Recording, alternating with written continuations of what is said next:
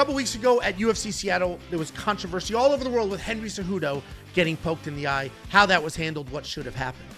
We repeated that same type situation at UFC Vegas 103, where Manel Kopp had multiple eye pokes or almost eye pokes that led to a third-round TKO. The question becomes, what can or should the UFC do to prevent eye pokes in the future? My name is Angelo. This is Josh Hobson, and welcome to Bad Takes. Josh, how you doing?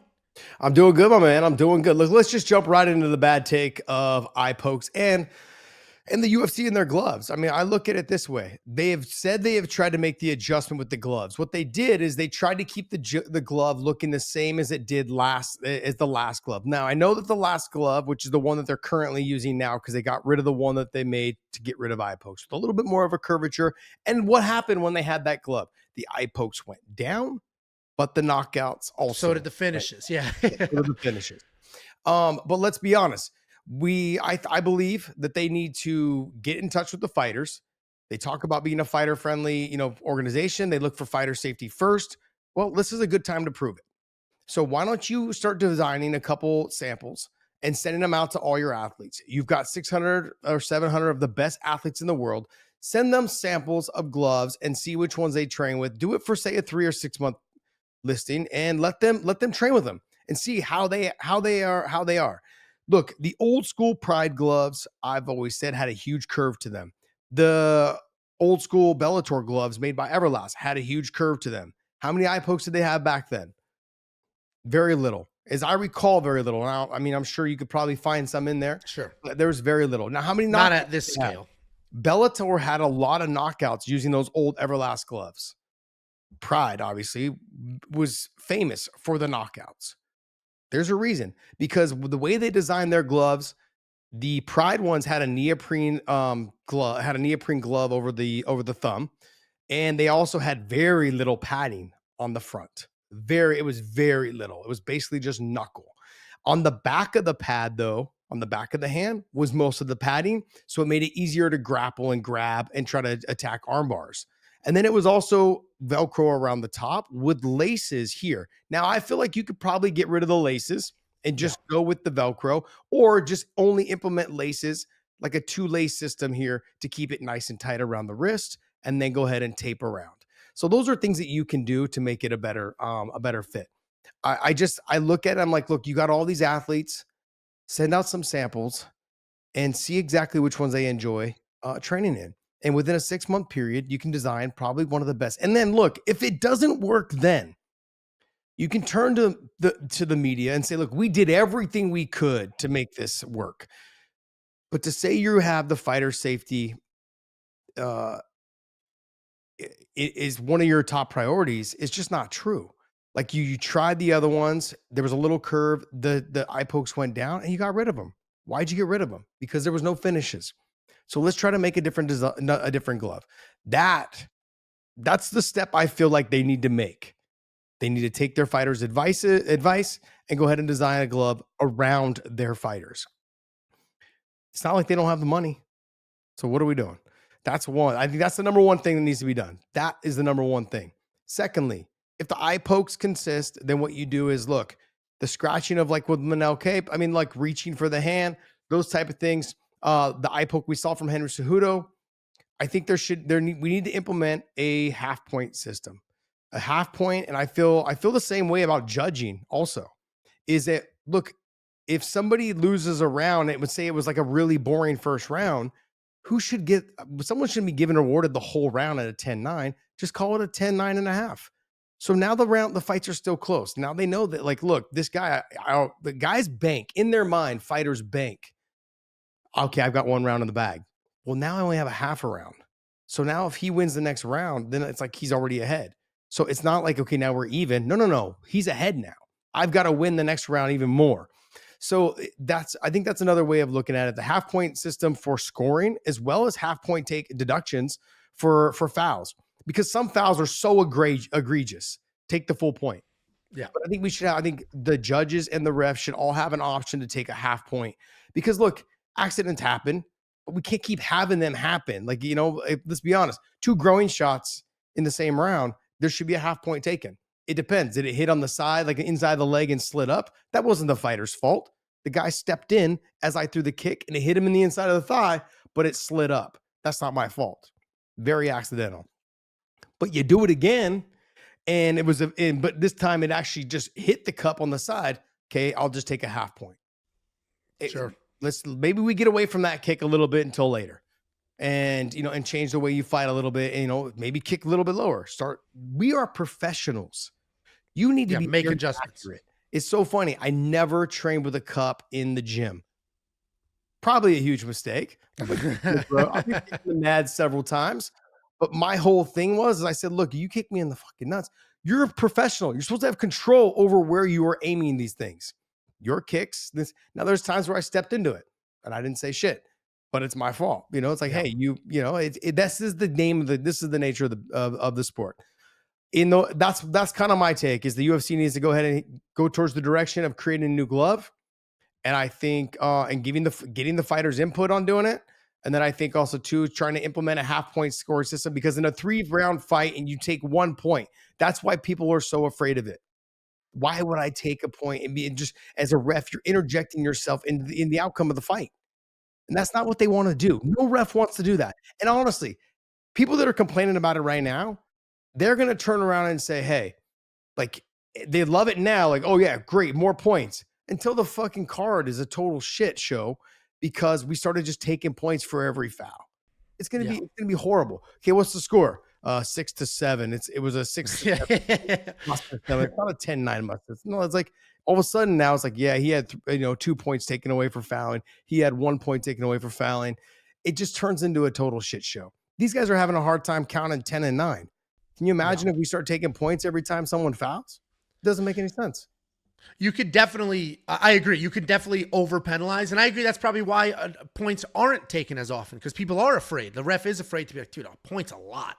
It's a ton. It's also, it is a weird time in MMA. If we go back to like the original era, and then maybe you were 2.0, 1.5 type era, it was a lot of fighting like this. This was a lot of good old school, normal, traditional stance fighting. But now we see a lot of this with everybody's hands open, their fingers are wide, and this is fight stance now. And people will close it on the way in instead of where everybody grew up nice and tight with closed fists. I think that's part of it, is like the evolution of the sport. People are getting more creative. The hands out to defend takedowns, hands out for, grappling exchanges, what have you, which is leading to more eye pokes. To your point, if we reduce how meaningful a point deduction is, then we can be more liberal with deducting percentages of points. I think a half a point does make some sense, especially if the judges can also do it. Because if the judge can also do it and the ref can do it, then you really have made a situation where there's multiple factors. It's not as dramatic in any direction or the other. And what you can do for like Song Yadong, obviously that eye poke in the 3rd round was an accident. But we've talked about it. The very first thing that Song did after they reset was come out like this again. If there was a half a point taken away, he might be, I got to close my fist. I can't give up another half a point. Yeah. So, that can encourage the behaviors. Obviously, if you're training like this and you've got the muscle memory to be like this, a little bit of a penalty, more than a real warning, a penalty, you're going to tighten it up. You will close the fist. You'll get rid of the inner thigh kick for a round or two, and you make those adjustments. Look, he had the two groin shots, technically just one, and the other one kind of like slid into the side of the cup kind of thing. The eye poke, though, to me, that automatically warranted a half a point. I think people got they misunderstood when I was trying to say, like, we can't be taking points. I just feel like we can't be taking points for every foul. Because I mean, we've had fighters come out, a couple, like, Jim Miller came out, I was like, hey, we're going to take money. I'm like, man, like, fighters are already trying to get by. Like, let's not start doing things like that. Like, accidents happen. We reach out to grab the head. We reach out to grab the leg. Hands are open. There's just things that we do where we got to reach towards the head. And if the eye gets in the way, the eye gets in the way. I know it sucks. It's a shitty situation. I've been poked in the eye a lot. But in this scenario, in a main event, fans, they paid to watch the fight happen. They want to see the full fight. If it was to go more, how can we encourage this fight to continue? Let's just take a half a point. So now that fighter is now up. He feels the advantage of, hey, I've been taking I feel down because I got a point taken from me, and now I'm up with Henry in that situation. Is he did his job? He took a point. He kicked me in the groin twice, and I got eye poked. Take the half a point. Let's try to make it as even as possible. It's a 5-round fight, so I actually wouldn't have been upset if he had taken a full point for the eye poke. The 2 groin shots to me, I don't think warranted a full point. I think it should have been a half a point if you're going to take it. The eye poke put it over the edge. But I also think if you would have taken a half a point or a point, Song Yadong wouldn't have come out with his fingers out the next time. He would have came out a little bit different. So I think encouraging that half a point or that full point at that moment with that eye poke. I think also too, why are we not going right to the review? You saw he poked him in both eyes. One just got more than the other. And he, as someone said, he fucking artificially inseminated him with his fingers. And I think that in those scenarios, getting basically knuckle deep in him, it kind of warrants the point being taken. And so I just didn't want someone to think when we had our last show where we talked about this, that I'm not trying to say we shouldn't take points. I'm saying though, in a 3-round and 5-round fight, taking a point is a lot. And I know the foul was a lot, but did the foul change the direction of the fight? In this situation, it did. So take the point. Herzog said he should have taken the point. I think when you go back and look at the video, you see how deep the fingers went in. I agree. But I also I don't want to put blame on Henry Cejudo, but I want to say, Henry, if you would have taken the point, would you have continued? Yeah. Like, that's the thing. Like fighters, though, we're looking for that feeling of like, hey, we've leveled the playing field and I'm going to continue. That's all I wanted to, like, I want to know. I want to get those answers. Those are the answers I want. Like, I've been in the mind of a fighter, not just by myself. We've talked. Like, I've had a plethora of world-class fighters at AKA for years. And we've had conversations about, I would have kept fighting. Like, if they would have taken the point, I would have kept fighting. Or, shit, he didn't want to fight because he's a pussy, or he didn't want to fight because I was winning. Those are the conversations that we have. So yeah, it is an interesting dynamic. It seems to be happening more and more. Obviously, we opened this. You mentioned the UFC designed new gloves last year. They announced them at UFC 300, released them shortly after. It seemed to help a little bit with eye pokes, but knockouts went away. Whether it was a coincidence or not, knockouts obviously were on the decline, which is a problem. This is an entertainment sport at the end of the day. So do you blame the UFC, though, for putting there? Obviously, they've said we consider fighter safety the top priority. Yeah. It's obviously not a top priority. So yeah, they reversed course when it was affecting the product, right? When the fighter safety was negatively affecting the outcome and the product, they obviously reversed course. Said, let's just go back to the old ones. I don't know if they said, let's go back to the old ones while we work on new ones. It just seems like, we're back to the old ones. That's it. We're just going to stick with the old gloves. And to your point, there should be some sort of adjustments made on the glove side to encourage the fingers to roll in. And then if you are one of these stance fighters, you have to actively pull your fingers open. You can't just rest. Like, you literally are doing that motion, pulling them open. And then even if there is muscle memory in the room, then at least you're here and it's not quite as egregious. So definitely some changes to be made. The half a point I do love quite a bit. The problem with any kind of reform on that side of the house, look how long it took to change the knee to the head rule. I mean, you're 3-4 years out of any sort of meaningful support to change anything. No, those are commission rules. So those are the ABC rules, whatever it is, right? That's done. You got a bunch of fucking bureaucracy you got to run through because you got to remember the commissions through California and other states, they're elected officials. Yeah, government employees, sure. Yeah, they're just total asshats, right? Just they don't know fighting at all. The ones in California outside of Andy Foster, who knows everything about fighting and loves it, has fights of his own. The rest of them are all just fucking Joe Blows, all of them. Okay, yeah. And then some of them are back. Some of them were boxers from like 1948, 52. Like that. I'm like, look, it's not the same. They look down on MMA athletes and don't give a shit about us and the sport and da da da. So it's ridiculous. It's that stuff, all the rule change and stuff. They had to jump through a bunch of bureaucracy to get it done and fixed and changed for the 12-6 elbows. The gloves is a commission, not a commission thing. It's a UFC thing. That piece, sure. Yeah, that piece, the UFC thing for sure. And so they, they'll have to get it still approved through the commission. Like, hey, but here's our gloves. We had them. Yeah. The commission be like, yeah, they're not about to lose that amount of revenue by telling the UFC they can't use those gloves in their state. Of a design change, sure. Yeah, they're not going to do that. So it's just going to come down to you utilize the athletes that you have. Get some samples that you have in mind in a couple different designs and take things that have worked before in the past. I loved when I was with Strikeforce. I loved the Strikeforce. They were Fairtex gloves, but I can also say there was a lot of broken hands. I never broke mine, but a lot of fighters broke their hands in those gloves. The Pride ones, I don't recall a lot of people complaining about their hands being broken in those gloves. A lot of fighters fought in those gloves with no hand wraps. They were those were full curve, and there was fat padding right across here. Absolutely. Yeah. So there was off the top of the head, off the top from here back was so much padding. Yeah. And so it made it so you could grab over the back of the glove to attack arm bars. That's really what it was made for. And they left all the front of the pad. All the front of the pad was gone. It was just like basically a finger. I could push and hit my knuckle, in my finger. And it was all it was flat. It was super flat.